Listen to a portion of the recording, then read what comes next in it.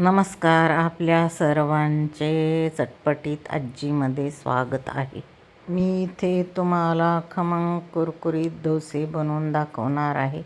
त्याच्यासाठी लागणारे साहित्य: अर्धा किलो तांदूळ, 100 ग्राम उडदाची डाळ, 1 चमचा मेथी दाणा. डाळ तांदूळ आपल्याला 4-5 वेळेस स्वच्छ पाण्याने धुवून घ्यायचे आहेत आणि भिजत ठेवायचे 5-6 तास. 5-6 तासानंतर मिक्सरमध्ये वाटून घेऊन हे सगळं एकत्र मिक्स करून ठेवायचे आणि सकाळी नाश्त्याला डोसे बनवून घ्यायचे. त्याच्यासाठी तुम्हाला एक मध्ये टीप सांगणार आहेच, कुरकुरीत डोसे कसे बनवायचे. त्याच्यासाठी व्हिडिओ शेवटपर्यंत नक्की बघा.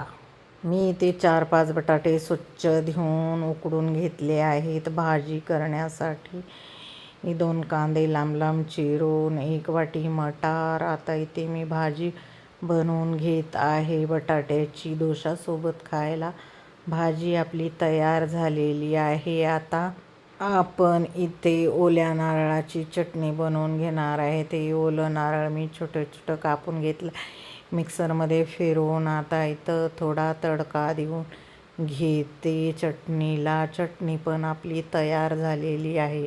आता आपण इथे डोसे बनवायला घ्यायचे आहेत. बघा, पीठ पातळच ठेवायचे आहे आपल्याला. इथं पिठाची प्रमाण पातळ ठेवायचे, जास्त घट्ट नाही ठेवायचे.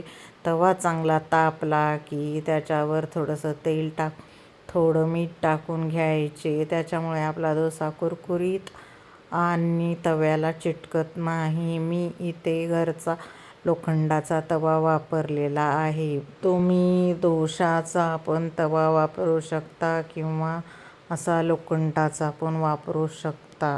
शेअर करा, लाईक करा, सबस्क्राईब करा, घंटीचं बटन दाबायला विसरू नका. तुम्ही कुठल्या गावातून, शहरातून हा व्हिडिओ बघत आहात ते मला कमेंट करून सांगा. बघू शकता तुम्ही आता किती जाळीदार आणि पातळ कुरकुरीत असा आपला डोसा इथं झालेला आहे. अशा प्रकारे एक एक करून सगळे डोसे इथं आपल्याला बनवून घ्यायचे आहेत. इथं आपली भाजी पण तयार आहे, खोबऱ्याची चटणी ओल्या तयार आहे, डोसे पण झाले आहेत 2-3. तर चला आता ताट वाढून एक एक जण आपण खायला बसूया.